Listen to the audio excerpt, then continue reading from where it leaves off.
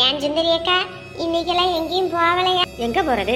போன வார ஞாயிற்றுக்கிழமை மாப்பிள்ளைக்கு சிக்கன் பிடிக்காது, மட்டனு தான் வேணும், தலைக்கறி குடல் கறி குந்தாணின்னு எல்லாம் வாங்கி போட்டீங்க.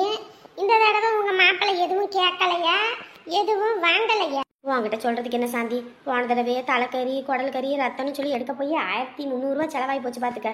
போன வாரத்துல 3-4 சம்பளம் 4 சம்பளம் அதுலயே போச்சு. அதனால இந்த வாரம் எதுவும் வாங்கலையா? வீட்டில் காய்கறின்னு ஒன்றும் கிடையாது. இந்த வாரம் மீன் எடுக்கலான்னு பார்த்தேன். ஏன்னா மீன்னா ஒரு 200 முடிஞ்சிடும் பார்த்துக்க. சரி சரிக்கா, நானும் தான் காய் வாங்கணும். அதுவும் இல்லாமல் இந்த பையன் வேற மீன் வேணும்னு கேட்டான். அதான் அவனுக்கு வாங்கணும்னு நினச்சேன். அப்போனா வீட்டுக்கு போயிட்டுலாம் வாங்க முடியாது.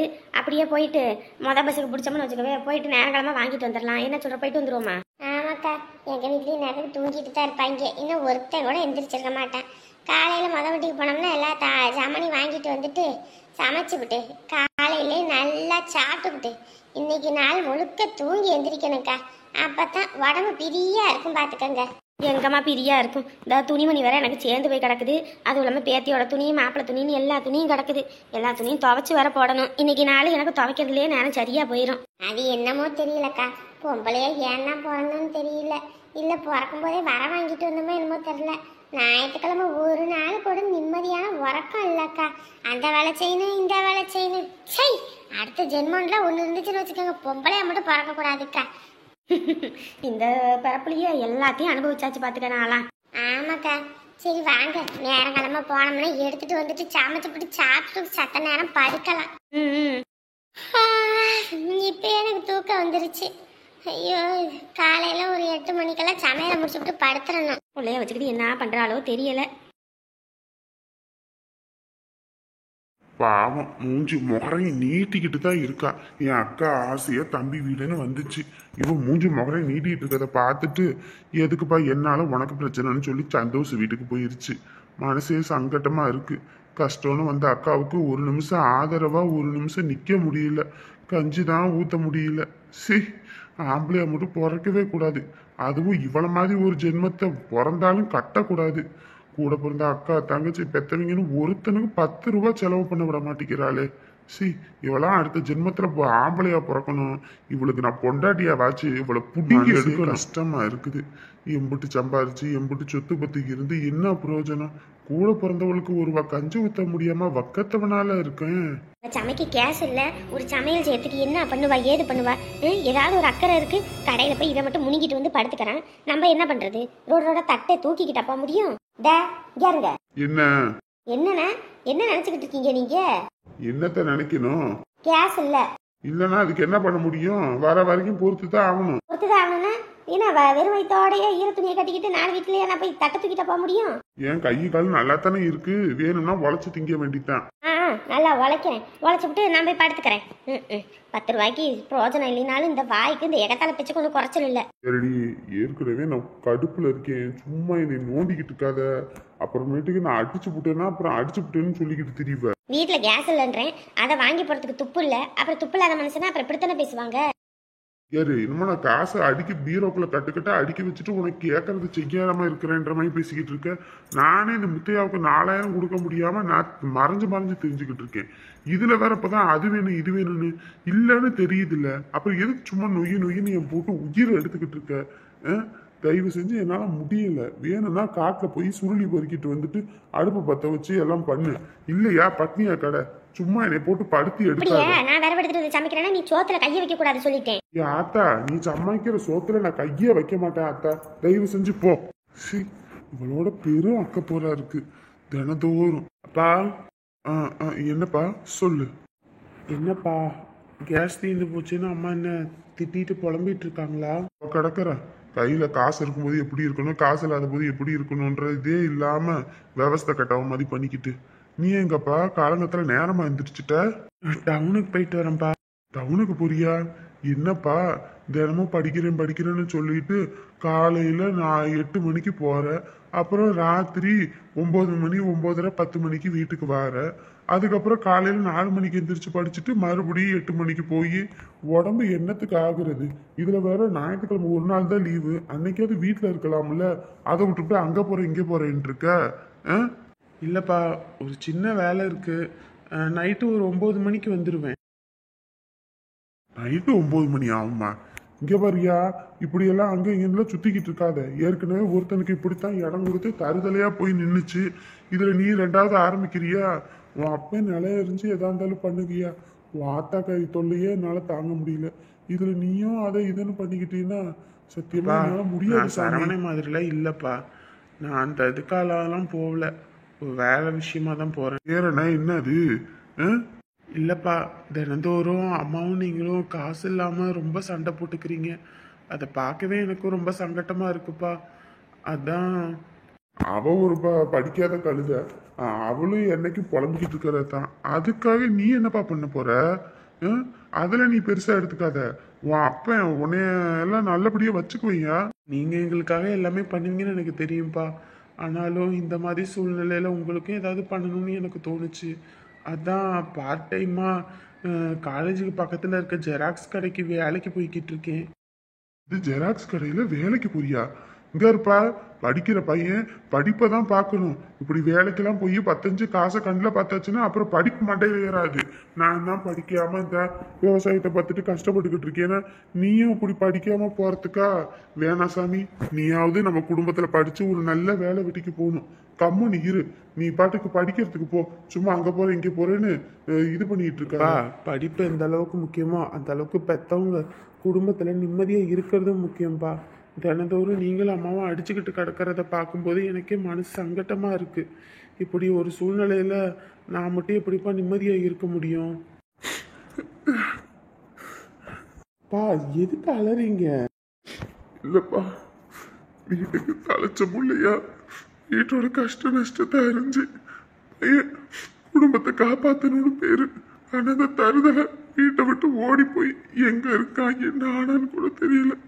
ஆனா சின்ன பையன் நீ. அவனுக்கு அப்புறம் பிறந்தவன் தான். ஆனா குடும்பத்துல இருக்க கஷ்டம் புரிஞ்சுக்கிட்டு நான் வேலைக்கு போறேன்ற. இது கேட்கும்போது மனசுக்கு ஒரு பக்கம் சந்தோஷமா இருந்தாலும் இன்னொரு பக்கம் இப்படி ஒரு கையாலாகத அப்பனா இருக்கேன்னு சங்கடமா இருக்குயா. பா, சின்ன வயசுல இருந்து நான் கேட்டது கேட்காதது பிடிச்சது பிடிக்காதுன்னு எல்லாமே எனக்காக நீங்க வாங்கி கொடுத்துருக்கீங்க, செஞ்சிருக்கீங்க. அப்பெல்லாம் எதுவுமே சொல்லலை. இப்போ உங்களுக்கும் வயசாகி போச்சு. உழைக்க வேண்டிய வயசுல உழைச்சிட்டீங்க. இப்போ வீட்டில் இருக்க வேண்டிய வயசுல மறுபடியும் உழைச்சி கஷ்டப்படுறீங்க. நான் பார்த்துக்கிறேன்ப்பா. நீங்களும் அம்மாவும் சண்டை போட்டுக்காதீங்க. இப்போ என்ன, கேஸுக்கு காசு தானே வேணும். நான் அந்த அண்ணங்கிட்ட கேட்குறேன், ஒரு 1000 ரூபா முன்பணமா. அது கிடைச்சோன்னே நான் உங்களுக்கு தாரேன். அதை வாங்கி கேஸை வாங்கி போடுங்க. அப்புறம் எந்த பிரச்சனையும் இருக்காது. பா, கவலைப்படாதீங்கப்பா. என்னால் முடிஞ்சதை நான் ஏதாவது ஒன்று பண்ணுறேன்ப்பா. சரியா? இல்லப்பா, நீ படிக்கிற பையன், படிப்பு கேட்டு போயிடுமேப்பா. அதெல்லாம் ஒன்றும் பிரச்சனை இல்லைப்பா. சரியா? நான் பார்த்துக்கிறேன்ப்பா. நான் போயிட்டு வரேன். சரியா? பார்த்து போ. என் சந்தோஷம் போனதுக்கு அப்புறம் என் கையை ரெண்டுமே உடஞ்ச மாதிரி நினைச்சேன். ஆனா முத்து உனக்கு பேரை வச்ச மாதிரியே முத்து கணக்கா அப்பன் கஷ்டத்தை புரிஞ்சுக்கிட்டு என்னால முடிஞ்சதை பண்றேன்னு போறியப்பா. உன் வாழ்க்கை நல்லா இருக்கும், அந்த நம்பிக்கை எனக்கு இருக்கு. உன்னை நம்பி வரவங்களை நீ நல்லா பார்த்து பண்ற நம்பிக்கை எனக்கு வந்துருச்சுடா. அது போதும். நீ நல்லா இருந்தா அதுவே போதும். காலையில் மேட்டுப்பாளையம் போகிற பஸ்ஸு 8 மணிக்கு தான் வரும். மணி ஆயிடுச்சு. இந்த பஸ்ஸை வேற காணுமே. ஒருவேளை இந்த பஸ்ஸு முன்னே போயிருச்சா? நம்ம எது லேட்டாக வந்துட்டோமான்னு தெரியலையே. ஜாமை மட்டும் வாங்கி நீ பின்னாடி பிடிச்சிக்கிட்டீங்கன்னா போதும், அப்படியே எடுத்துக்கிட்டு வந்துடலாம். ஏன்னா தனியாக ஆட்டோ பிக்கப்பு கூப்பிட்டோன்னு வச்சுக்க, அதுக்கு தனியாக வாடகை கேட்பாங்க. ஏங்க இதுக்கு மொத்தமாக வாங்கி போட வேண்டியதானே? மொத்தமாக காசுந்தான் வாங்கி போட மாட்டேன்னா இது ரொட்டேஷன் பண்ணிக்கிட்டு இருக்கோம், அப்புறம் அப்படித்தான் இருக்கும். என்னங்க ஒரு நிமிஷம் வண்டியை நிறுத்துங்க. காளிமுத்தனை இங்கே உட்காந்துருக்காரு, என்னன்னு தெரியல. என்ன காளிமுத்தனே, காலங்கத்தானே இங்கே உட்காந்துருக்கீங்க? வாமா கத்தீஜா. அதான் வீட்டில் மீனாவை வேற காணோம். எங்கே இருக்கா என்ன ஏதுன்னு வேற தெரியல. ஒரு மாதிரி பதட்டமாக இருக்குமா. அதான் சரி அங்கே ஊருக்கு போய் ஒரு எட்டு பார்த்துட்டு வருவோன்னு தான் கிளம்பிட்டேன். ஏன்னா அவதான் அங்கே இல்லைல்ல, அப்புறம் எதுக்கு அங்கே இங்கே நலையிறீங்க? போனவ வந்துருவா, நீங்கள் பாட்டு கம்முன்னு இருங்க. இல்லைம்மா, எனக்கு ஏதோ மனசு கொஞ்சம் உறுத்தலாக இருக்குது. மீனா எங்கேயும் போக மாட்டா. அவளுக்கு வெளியே உலகமே என்னன்னு தெரியாது. ஆனால் அவள் ஊருக்குள்ளே எல்லா இடமும் அவளுக்கு தெரியும். அதான் ஒரு 8 ஊருக்கே போய் பார்த்துட்டு வந்துடும்னு தான் கிளம்பிட்டேன். ஐயோ இவர் வேற அங்க போனா மீன் அங்க இருக்குது தெரிஞ்சிருமே. அண்ணே அண்ணே அதெல்லாம் ஒண்ணு வேணாண்ணே, நீங்க கம்முனு இருங்க. கத்திஜா நீ கொஞ்ச நேரம் கம்முனு இரு. அவரோட பொண்டாட்டி அவங்க எங்க இருக்காங்க என்ன ஏதுன்னா அவங்களுக்கு தான் துடிக்கும். இப்போ உனக்கு என்ன பண்ண உனக்கு பிரச்சனை? அவங்க எதுவும் இருக்க இடம் உனக்கு தெரியுமா? என்னமோ போகணும்னு சொல்லிக்கிட்டு இருக்க. இல்லை இல்லை எனக்கு எதுவும் தெரியாதுல்ல. அப்ப கம்முனு இரு. காண அதுவும் இல்லாம பொம்பளை பிள்ளைய கூட்டிட்டு போயிருக்காங்க, என்னமோ ஏதோன்னு அவ பயந்துக்கிட்டு போறேன்றாரு. இப்பதான் போவாதீங்கன்னு கம்முனு இரு. நீ போயிட்டு வா காளிமுத்து, எதுனாலும் பார்த்துக்கலாம் சரியா? அப்படியும் அங்கே இல்லை அப்படின்னா சொல்லு, போலீஸில் கம்ப்ளைண்ட் கொடுத்துருவான். ஐயோ போலீஸில் கம்ப்ளைண்டா? ஐயோ இது பெரிய பிரச்சனையாயிருமே. அதாங்க ஒரு 8 போய் பார்த்துட்டு வந்துட்டோம்னா அப்புறம் கொஞ்சம் மனசுக்கு ஆறுதலாக இருக்கும். இல்லைன்னா என்னவோ ஏதோன்னு பக்குன்னு அதையே நினச்சிக்கிட்டு கிடக்கணும். எனக்கு என்னமோ தோணுது அவங்க ஊரில் தான் இருப்பாங்களோன்னு. எனக்கு அப்படிதாங்க தோணுது. ஆனால் என் மச்சான் வேற அங்கே இல்லைன்ற மாதிரி பேசுனா, இருந்தாலும் கொஞ்சம் பயமாக இருக்குங்க. அதான் ஒரு 8 போயிட்டு வந்துடுவோம். மனசு கேட்க மாட்டேங்குதுன்னு தான் கிளம்பிட்டேன். இவருங்க 1000 பிரச்சனை இருந்தாலும் பொண்டாட்டிக்கு நம்மளை விட்டா யாரும் இல்லை, நமக்கும் பொண்டாட்டியை விட்டா யாரும் இல்லை. அதனால பொண்டாட்டிகிட்ட விட்டு கொடுத்து போனா காலம் முழுக்க நம்ம வாழ்க்கையில எல்லாமே ஜெயம்தான் சரிங்களா? இப்போ நானே பாருங்க 1000 பிரச்சனை வந்தாலும் எனக்கும் கத்திஜாவுக்கும், நான் கோவப்பட்டேன்னா கத்திஜா அமைதியாக போயிடும், கத்திஜா கோவப்பட்டுச்சுன்னா நான் அமைதியாக போயிடும். 2 பேரும் ஒருத்தருக்கு ஒருத்தர் விட்டு கொடுத்தா மட்டும்தான் வாழ்க்கை நல்லா இருக்கும். நீ பெரியவனா நான் பெரியவனான்னு 2 பேரும் போட்டி போட்டுக்கிட்டோன்னு வச்சுக்கோங்க, வாழ்க்கையே இருக்காது. எனக்கே இப்போ காசில் ஒரு கஷ்டம்னாலும் கத்திஜா தான் கொடுத்து உதவும், கத்திஜாவுக்கு ஒரு பிரச்சனைனாலும் நான் தான் கொடுத்து உதவணும். அதனால கூட பிறந்தவன் வருவான், பெற்றவங்க கடைசி வரைக்கும் வருவானா? எவனும் வரமாட்டான். கட்டுனவன் மட்டும்தான் காலம் முழுக்க எந்த ஒரு இதுவும் இல்லாமல் நம்ம கூட இருப்பாங்க. அதனால நீங்கள் போங்க, கண்டிப்பாக அவங்க அங்கே தான் இருப்பாங்க, பார்த்துக்கலாம். ஆத்தாடி என் புருஷனா இப்படி பேசுகிறாரு. இத்தனை நாள் இந்த மளிகை கடையே கதின்னு கிடக்கிறாரு, நம்மளை பற்றி அக்கறையே இல்லாமல் போச்சேன்னு நினச்சேன். பரவாயில்ல, நம்மளையும் நல்லா தான் புரிஞ்சு வச்சிருக்காரு. சரி பஸ் வந்துருச்சு, நீங்கள் பார்த்து போங்க. சரி என் வாழ்க்கை வரமாட நீயும் பொருந்தாயே.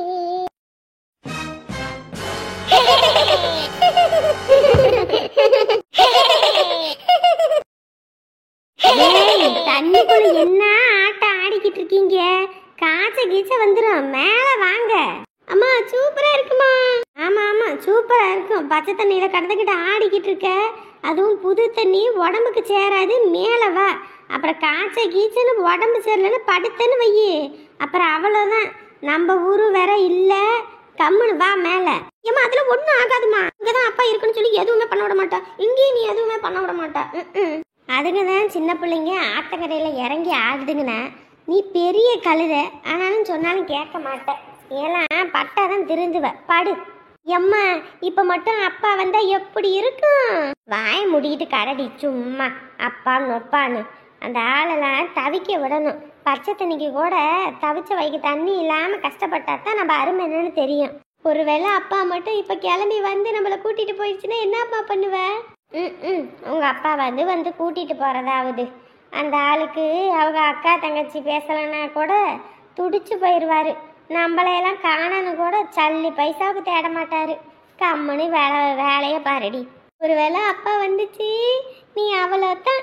எனக்கு என்ன பயமா? உங்க அப்பாவுக்கு என்ன கொம்பா இருக்கு, என்னை முட்டி தூக்கி வீசிடுவாரா? போடி.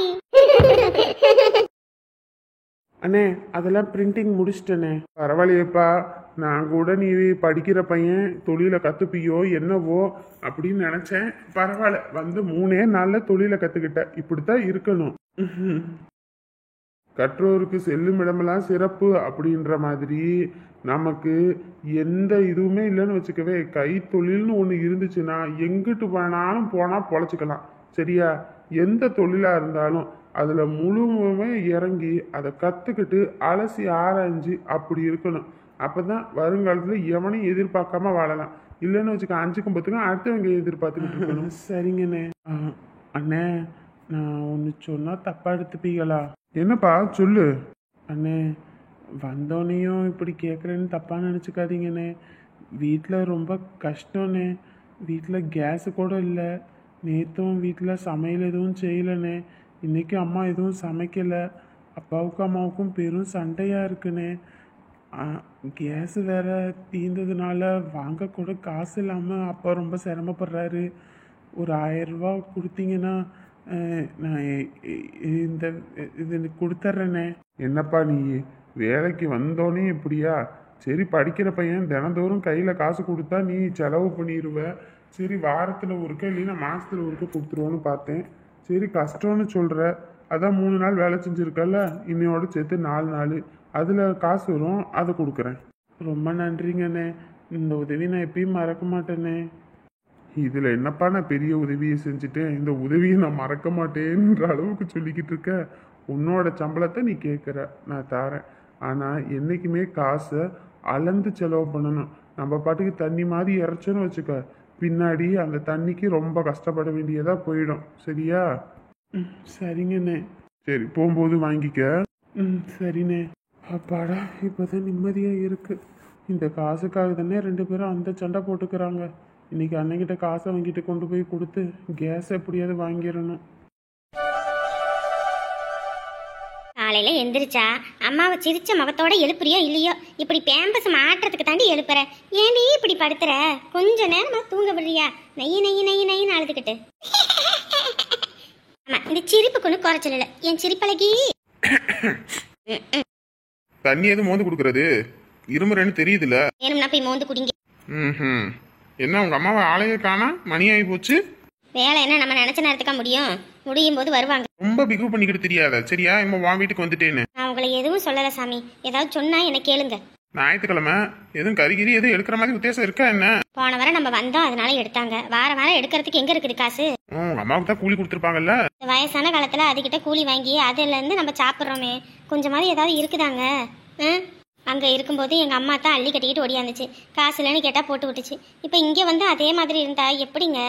பெத்த பிள்ளைக்கு சேர்ந்தனால உங்க அம்மா ஒன்றும் குறைஞ்சிட மாட்டாங்க சரியா? பிள்ளைக்கு செஞ்சா பரவாயில்ல, மொத்தத்துக்கும் செஞ்சா என்கிட்ட போறேன். என்னது? நான் ஒன்றும் சொல்லலை. அவசரப்பட்டு காதலிச்சு கல்யாணம் பண்ணிட்டோன்னு ஒன்று இருக்கு. நிம்மதியாவது இருந்தேன் கல்யாணத்துக்கு முன்னாடி அம்மா கூட இருக்கும்போது. இன்னைக்கு இவர் கல்யாணம் ஆனதுனாலேருந்து இப்போ வரைக்கும் வேலைக்கு போனால் 10 ரூபா கொடுக்கறது இல்லை, வாங்கி போடுறது இல்லை. பிள்ளையும் பெற்று எடுத்துட்டேன். இனி காலத்துக்கு என் நிலமை என்ன ஆக போதோ தெரியலப்போ. ஏமாடியே தங்கப்பிள்ளை, அங்கே பாருங்க, உங்க அம்மாயி வந்துட்டாங்க. என்னடா பட்டுக்குட்டி, நேரமா எந்திரிச்சிட்டீங்களா? இங்கம்மா ராத்திரியெல்லாம் தூங்குனா, மழை வேற சட சட சடன்னு பெய்யும், அவ எந்திரிச்சிட்டா. ஆமா, மழை வேற தட தட தடன்னு பெய்யுதா. மேலே மோல்டு போட்டிருந்தா கூட அது ஒன்றும் தெரிஞ்சுக்காது.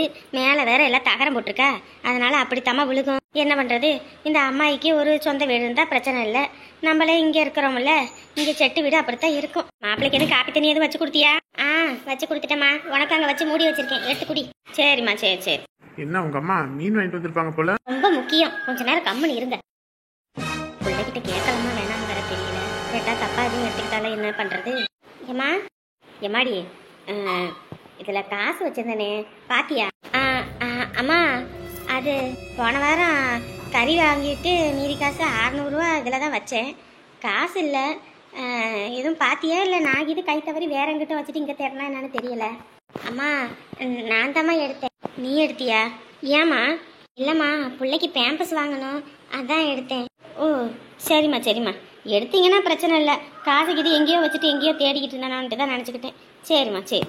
என்னடா இது, கஷ்டப்பட்டு 10 சேர்த்து வச்சா அதையும் எடுக்கிறாங்க. சரி, என்ன பண்ணுறது? நம்ம வீட்டுக்குன்னு வந்துட்டாங்க, வந்தவங்களை நம்ம என்னத்த சொல்கிறது? பாருங்க, எங்கள் அம்மா சலிச்சுக்கிட்டு போகிறாங்க பார்த்தீங்களா? இதுக்கு தான் சொன்னேன். இப்போ என்ன நடந்துருச்சு? உங்க அம்மா கேட்டாங்க, நான் தான் எடுத்தேன்னு. வேற என்ன சொன்னாங்க? வேற ஒன்றும் சொல்லல. அப்புறம் என்ன? கொஞ்சமாவது உங்களுக்கு ஏதாவது இருக்குதா இல்லையா? அது சம்பாரிச்ச காசு எடுத்து நீங்கள் பாட்டுக்கு செலவு பண்ணிட்டு இருக்கீங்க. சங்கட்டமா இருக்கு தெரியுமா? இப்போ என்ன பெத்த புள்ள நீ எதனா எடுத்தேன்னா இப்போ வேற என்ன ஆகி போச்சு? ஆமா, உங்களுக்கு எதை சொன்னாலும் புரியாது. புரியாத மாதிரியே நடந்துக்குவீங்க. இதுவே உங்க வீட்டில் உங்க அம்மாவோட காசை நான் எடுத்திருந்தேன்னு வச்சுக்கோங்க, உங்க அம்மா என்னத்துக்கு நீ பிச்சு பேன் பார்த்துருக்கோம். எமாடி? சொல்லுமா. எமாடி, மத்தி மீன் 2 கிலோ வாங்கிட்டு வந்திருக்கேன், போதும் தானே? மத்தி மீன் வாங்கிட்டு வந்தீங்களா? மத்தி மீன் 1 கிலோ, பாறை மீன் 1 கிலோ வாங்கிட்டு வந்திருக்கலாம்ல. எதுக்கு மொத்தமா 2 கிலோ வாங்கினீங்க? ஆமா, சம்பாதிக்கிறதுக்கு துப்பு இல்லை. இதுல அந்த மீன் வேணும், இந்த மீன் வேணும்னு. இல்லைங்க மாப்பிள்ள, ஊட்டிக்கு எதுவும் போயிருந்தா அங்கிருந்து வாங்கிட்டு வந்திருக்கலாம். ஊட்டிக்கு போகல பாத்துக்கோங்க, இங்கிட்ட போட்டாங்க, அதான் சரி வாங்கிட்டு வந்துட்டேன். சரி விடுங்க, போகும்போது ஒன்று சொல்லியிருந்தீங்கன்னா நான் ஏதாவது நல்ல மீனா சொல்லியிருப்பேன். சரி, அடுத்த வாரம் எதுவும் பார்த்து வாங்கி சமைச்சுக்கலாம். சரிம்மா, நீ உக்காரு, நான் மீன் குழம்பு வைக்கிறேன்.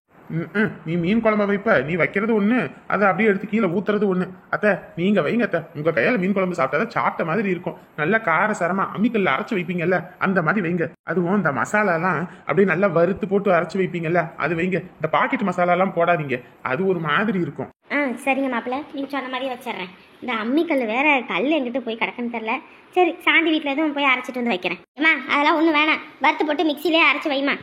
மாப்பிள்ள கேட்குறாரு, கம்மனி இருமா. ஏம்மா நீ ஏன் அலுப்பு வந்திருக்க, இதில் வேற அதை இதுன்னு பண்ணிக்கிட்டு கம்மனி இருமா. சாப்பாடு வடிச்சிட்டேன், குழம்பும் இதுதான் வைக்கணும், இதிலே வச்சுக்கலாம். நீயும் வச்சு தர மாட்ட, வச்சு தரவங்களையும் நொன பேசிக்கிட்டு உட்காந்துரு. சரி சரி, நீங்கள் 2 பேரும் சண்டை போட்டுக்காதீங்க, நான் வைக்கிறேன். ஆமாங்க, ஏங்க எப்படி இருக்கீங்க? எங்கள் அம்மா வயசுக்கெல்லாம் இது வேலை செய்யறதே பெரிய விஷயம். அது வயசுக்கெல்லாம் நானும் உயிரோடு இருப்பேனா என்னன்னு கூட தெரியல. ஏன்னா இப்படி இருக்கீங்களோ போங்க. ஏடி என்னமோ மீன் குழம்பு வச்சு நான் மட்டும் தான் திங்கிற மாதிரி பேசல, ஏன் நீலாம் திங்க மாட்டியா? இல்லை மோந்து பார்த்துட்டு அப்படியே தூக்கி வீசிடுவியா? அரைச்சி ஊற்றி வச்சா நல்லா இருக்கும். அதுவும் இல்லாமல் எப்பயும் நீ மீன் வாங்கிட்டு வந்து கொடுத்தனா ஏதோ கடமைக்கேன்னு வைப்பேன். ஏதோ மீன் தண்ணி ஒரு பக்கம் இருக்கும், மீன் ஒரு பக்கம் இருக்கும். அதுவே அத்தை வச்சாங்கன்னா நல்லா வைப்பாங்க, அதனால சொன்னேன். வச்சு கொடுத்தது அப்படியே திங்காம தான் இருந்தாரு. நல்லா மூக்கு போட்டா 3 தட்டு சோறை தின்னுபிட்டு பேசுறாரு பார் பேச்சு.